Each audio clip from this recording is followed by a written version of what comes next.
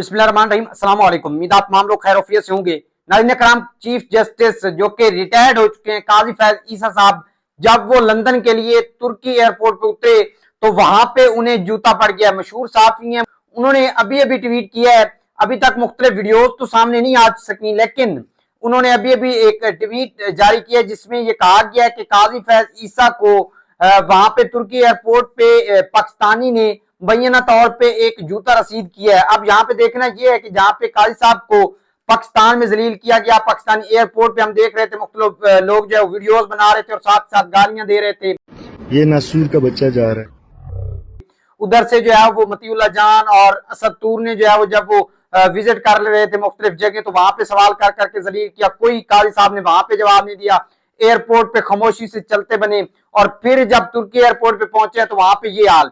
और ये सिर्फ यहाँ पे पाकिस्तान में या तुर्की एयरपोर्ट पे नहीं हुआ, बल्कि जहां पे भी जमहूरियत पसंद लोग होंगे वो इस तरह से काजी साहब के साथ करेंगे। और काजी साहब को, जैसे नवाज शरीफ को हर जगह ऐसे मामलात फेस करना पड़ते थे, तो अब काजी साहब को भी करना पड़ेंगे। ये तमाम काजी साहब के वो फैसले हैं जो सुप्रीम कोर्ट के चीफ जस्टिस के तौर पर वो अवाम के सामने रखते रहे और अवाम पर मुसल्लत करते रहे।